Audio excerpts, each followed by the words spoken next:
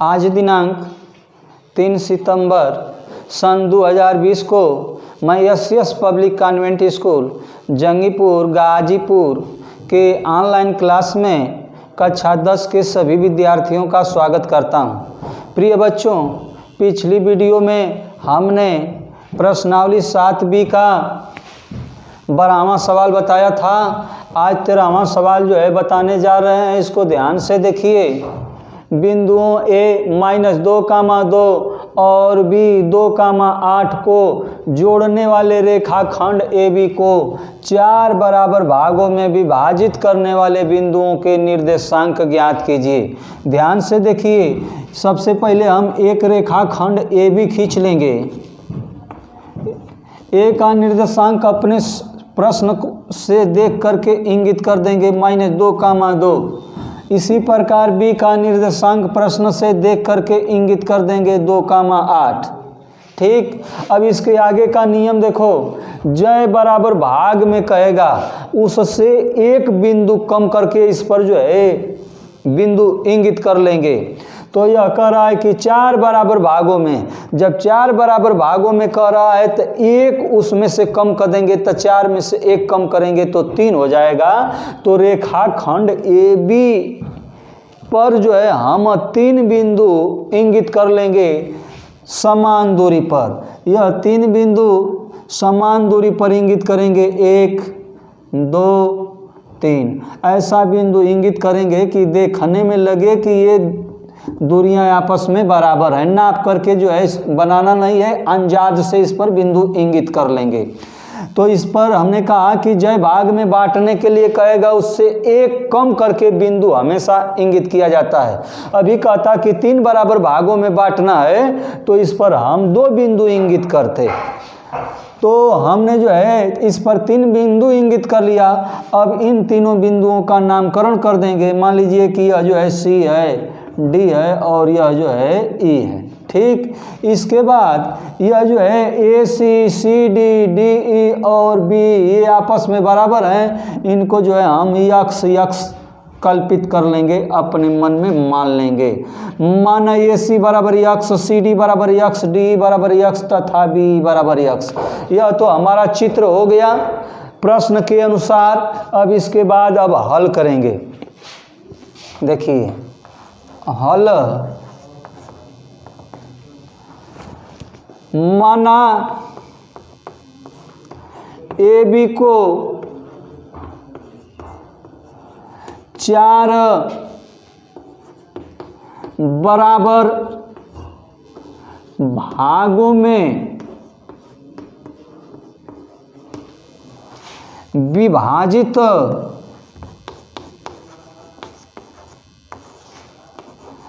करने वाले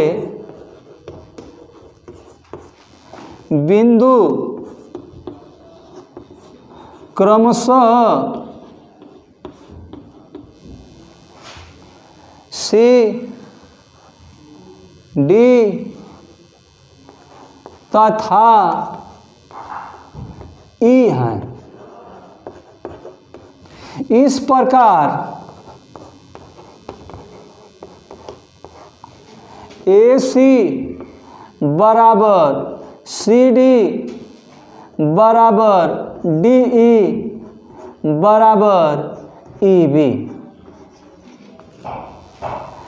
बराबर यक्स। इसको मान लेंगे, कल्पना हो गया कि माना यक्स हो गया। ठीक। अब इसके आगे क्या करेंगे, ध्यान से देखिए। हमें C, D और E का निर्देशांक ज्ञात करना है। अब AD बराबर चित्र पर ध्यान रहे, AD बराबर AC धन CD, AC धन CD, या AD बराबर AC का मान यक्स प्लस CD का मान यक्स, या AD बराबर यक्स 2 यक्स हो गया। डॉट डॉट संबंध नंबर 1। अब इसके आगे BD बराबर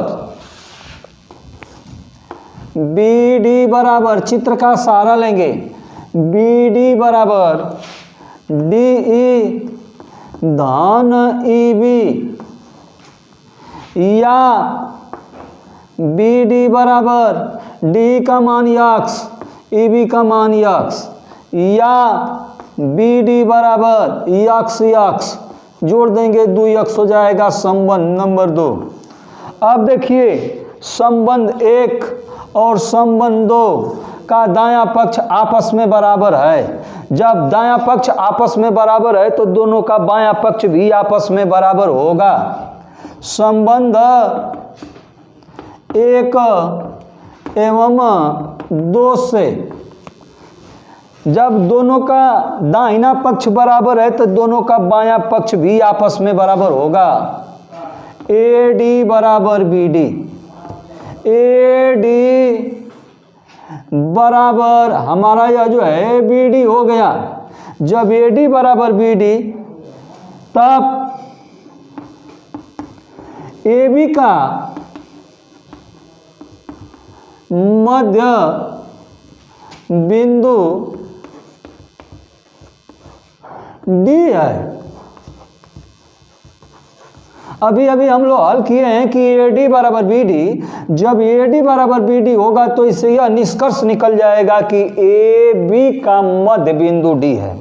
अब इसके आगे हम मध्य बिंदु वाला सूत्र लगा करके हम बिंदु डी का निर्देशांक निकाल लेंगे। अब ए बी के मध्य बिंदु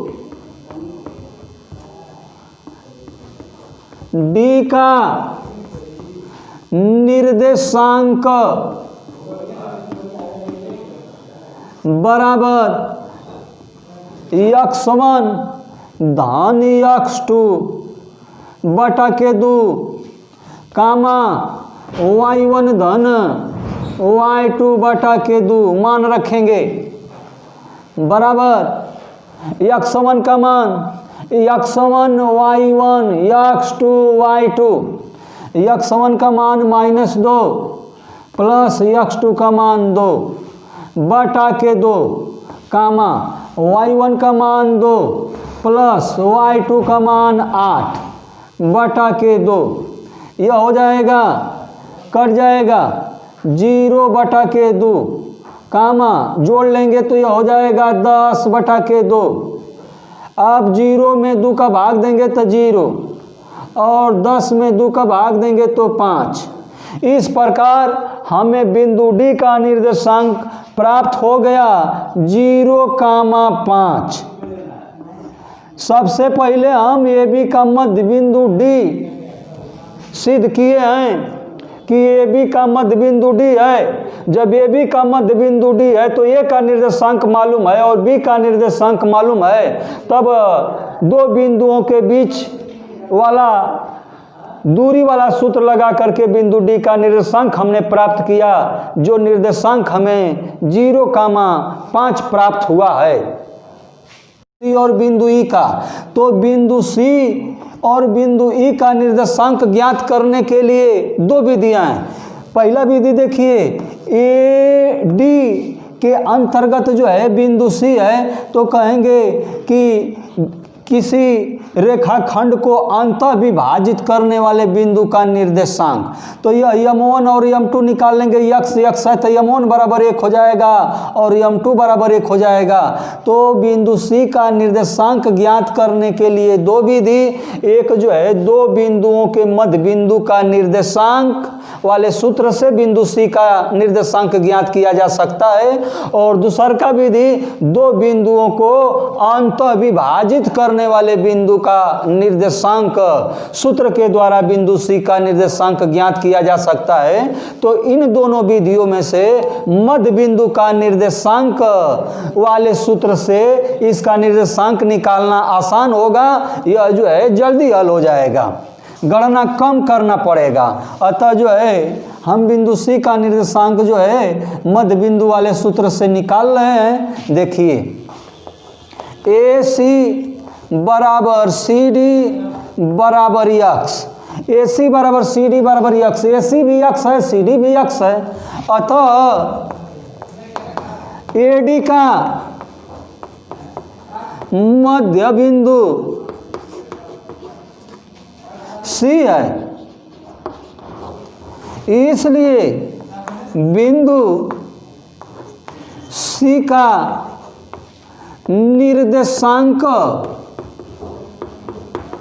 बराबर x1 धन x2 बटा के 2 कामा y1 धन y2 बटा के 2 बराबर मान रखेंगे।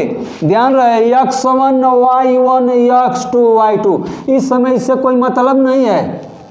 अब x1 -2 प्लस x2 0 बटा के 2 कामा y1 2 प्लस y2 5 बटा के 2, यह हो जाएगा -2 बटा के 2 कामा 7 बटा के 2, -2 में 2 का भाग देंगे तो यह हो जाएगा -1 कामा 7 बटा के 2। इसको कटा करके दशमलव में नहीं ले जाया जाता है। इस प्रकार हमें बिंदु सी का निर्देशांक प्राप्त हो गया -1 कामा 7 बटा के 2।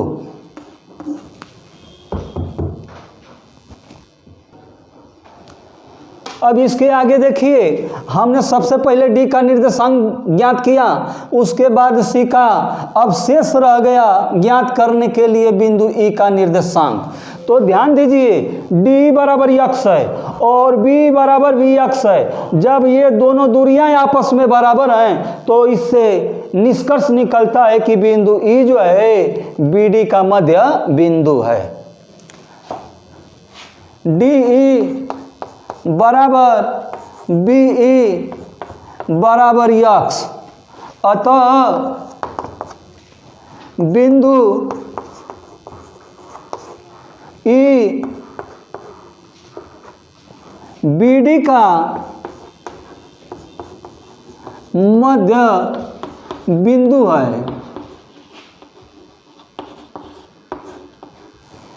अब बिंदु ई का निर्देशांक बराबर x1 धन x2 बटा के 2 कामा y1 धन y2 बटा के 2। सावधानी से मान रखेंगे। अब यहाँ देखिए, बिंदु ई का निर्देशांक ज्ञात करना है। इधर से मतलब अब नहीं है, मतलब डी और बी के निर्देशांक से होगा।